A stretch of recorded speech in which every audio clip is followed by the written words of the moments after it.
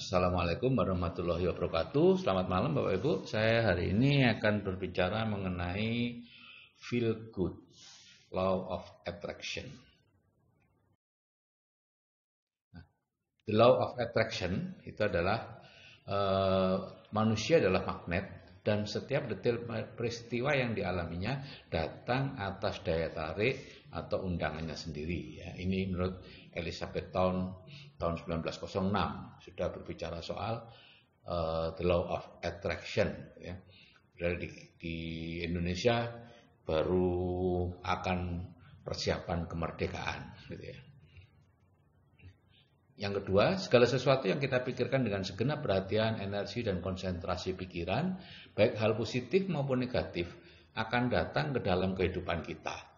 Nah, disinilah Bapak Ibu, orang miskin tambah miskin, orang kaya tambah kaya. Karena orang miskin umumnya menarik kemiskinan dalam bentuk mengeluh. Mengeluh ini mahal, itu mahal, gitu ya. Kalau orang kaya, enggak. Ya.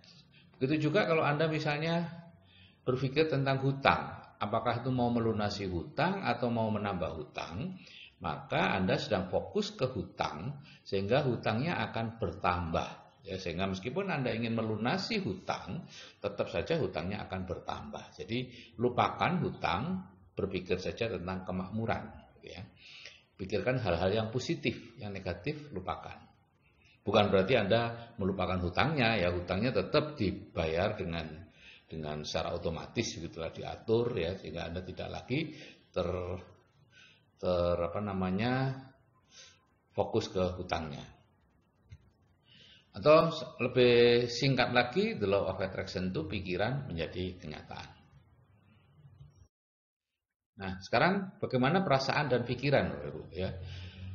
Dulu kita mengatakan law of attraction itu karena pikiran, tapi sebenarnya kalau diteliti, kekuatan pancaran gelombang energi dari jantung itu lebih kuat 5 kali lipat dibandingkan dari otak. Ya, sehingga perasaan itu memancar lebih kuat dibandingkan pikiran. Sehingga sesungguhnya pengendali dari loa itu bukan pikiran, tapi perasaan atau emosi yang menyertai pikiran itu. Apakah Anda berpikiran atau berperasaan negatif, sedih, marah, benci, dan lain-lain, atau Anda berperasaan positif, itulah yang menentukan. Jadi perhatikan saja perasaan Anda, aturlah supaya selalu merasa baik atau feel good. Nah, ini adalah level-level energi emosi atau perasaan ya. Usahakan ada di level power terus ya, minimal 200 itu energinya ya, berani atau afirmasi penegasan ya. Percaya, yakin, optimis, memaafkan, memahami. Anda lihat makin ke atas itu energinya makin besar. Di situ ketenangannya, tenang, hening, kebahagiaan yang luar biasa, emosi yang tidak terlukiskan itu karena pencerahan ya, dan sebagainya. Tapi kalau Anda berada di bawah, di dalam zona force, menghina orang lain ya, menganggap orang lain karena berbeda cara berpakaian saja sudah merendahkan, atau benci kepada suatu etnis tertentu atau kepada ya siapapun, Anda tanpa sadar Anda benci walaupun sebetulnya tidak tahu kenapa harus benci. Karena diisi orang aja gitu ya. Anda lihat, baca, hilangkan mental block ya, itu ada di situ kenapa Anda bisa membenci. Dan hasrat atau keinginan yang sangat kuat sehingga kemerungsung istilahnya ya gitu ya. Khawatir, menyesali, putus asa gitu ya. Nah, itu lebihan ya. Saya banyak mendapat pertanyaan atau pernyataan, "Dok, kalau saya misalnya ingin 100 juta 1 tahun lagi," wah itu kemerungsung banget, itu negatif banget Bapak Ibu. Hati-hati ya. Santai aja, Anda akan sampai ke sana. Ini ada 4 langkah untuk jadi selalu feel good atau selalu merasa baik ya. Yaitu dengan membuat buku syukur dan jurnal syukur. Yang kedua, bersikap fleksibel. Dan yang ketiga, berpikir bahwa semua hal belum bisa dinilai karena memang belum selesai. Dan keempat, kalau terpaksa ya anggap gila sementara. Ini akan saya bahas satu persatu ya. Membuat buku syukur dan jurnal syukur itu seperti ini Bapak Ibu ya. Buku syukur berisi hal-hal yang kita syukuri sejak kita lahir sampai hari ini. Jadi membuatnya cukup sekali saja gitu ya. Cuman sering dibaca.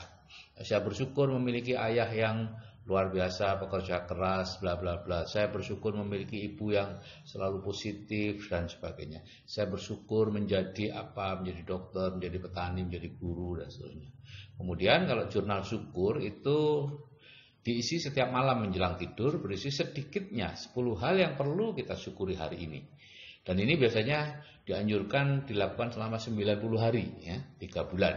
Setelah itu tidak lagi, nanti lama, kemudian kalau Anda merasa tidak lagi nyaman gitu, membuat lagi, ya, untuk merubah, memindahkan keluhan dari pikiran Anda, ya, ke hal-hal yang disyukuri, ya. Karena itu paksakan untuk mensyukuri 10 hal minimal sehari itu.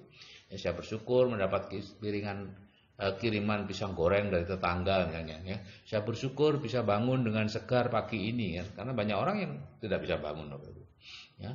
Oke, itu perlu Anda buat. Dan yang kedua adalah bersikap fleksibel, ya. Jadi apapun yang terjadi, misalnya Bapak Ibu berharap terjadinya A, dapatnya B, ya kita menerima aja dengan baik, ya. Karena apa? Karena kita yang merencanakan, tapi tetap Tuhan juga yang menentukan. Apapun yang terjadi itu bisa terjadi hanya atas izinnya. Ingat bahwa tidak ada debu terbang dan daun jatuh yang terjadi tanpa seizinnya.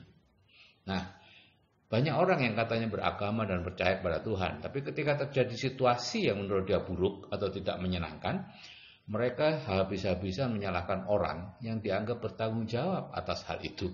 Lupa bahwa hal itu terjadi atas seizin Tuhan, ya. Jadi itu sama saja dengan menghujat Tuhan yang sudah mengizinkan atau memberi izin peristiwa itu terjadi. Kalau Tuhan tidak memberi izin peristiwa itu terjadi, ya tidak akan terjadi. Jadi serahkan saja kepada mekanisme yang ada di dunia, ya. Kalau itu masalah hukum, ya serahkan ke hukum, masalah politik ya serahkan kepada proses politik dan sebagainya. Anda nggak usah ikut-ikut dah, gitu ya. Kecuali Anda politikus, ya. Kalau Anda orang biasa ngapain? Kalau Anda mudah sekali terseret oleh politikus-politikus atau siapapun yang memanfaatkan Anda, gitu ya. Kemudian yang ketiga adalah berpikir bahwa semua yang terjadi ini belum selesai. Jadi belum bisa dinilai Bapak Ibu, ya. Hal-hal yang nampak buruk mungkin merupakan awal dari proses ke arah kebaikan. Begitu juga hal-hal yang nampak baik mungkin merupakan awal dari kondisi yang lebih buruk, ya. Jadi Bapak Ibu mungkin ingat cerita saya tentang petani miskin dengan kuda betina miliknya, ya. Jadi ada petani miskin di Cina. Saya tidak tahu kenapa kok di Cina, ya. Karena kenapa nggak dibuat di Sumba atau apa gitu, ya. Ya di Sumba aja deh. Ya, ada petani miskin di Sumba punya kuda betina, gitu ya. Kemudian kudanya hilang. Tetangga-tetangga petani tidak merasa sedih, tapi petani santai aja. Seminggu kemudian si kuda datang dengan 7 ekor kuda jantan. Semua orang gembira, petani biasa aja. Kemudian anak si petani besoknya mencoba menaiki kuda jantan tadi dan jatuh sehingga kakinya patah. Maka semuanya satu desa sedih, gitu ya, menunjukkan kesedihannya. Tapi petani juga tenang aja. Nah, kemudian beberapa bulan kemudian ada utusan dari kekaisaran, ya kembali ini ke Cina berarti, ya, untuk mencari prajurit-prajurit yang akan maju perang. Biasanya tidak kembali. Nah, anak petani itu tidak terpilih karena dia pernah patah kakinya.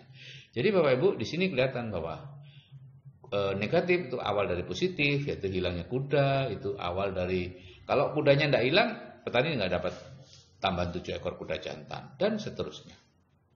Jadi Bapak Ibu, santai saja, ya. Jangan terbawa situasi sesaat. Tetaplah merasa baik, karena itu belum dinilai, ya, belum bisa dinilai. Kapan dinilainya?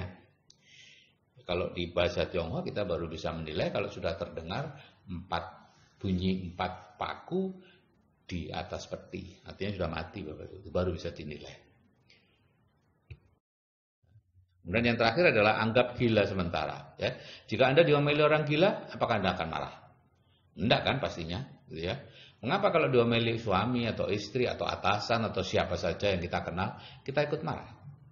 Mengapa enggak kita anggap aja dia sedang, ya mohon maaf deh, gila sementara, ya. Karena memang pada saat seseorang marah dia kehilangan kontrol diri, ya kita anggap aja dia sedang gila sementara. Dengan begitu kita bisa terlepas dari keinginan untuk ikut marah dan tetap feel good gitu ya. Nah, oke Bapak Ibu, perasaan Anda saat ini menentukan masa depan Anda. Jadi jagalah perasaan Anda supaya tetap baik ya. Usahakan perasaan Anda tetap di zona power, bukan zona force. Oke, saya kira sekian. Selamat malam. Wassalamualaikum warahmatullahi wabarakatuh dan salam sejahtera.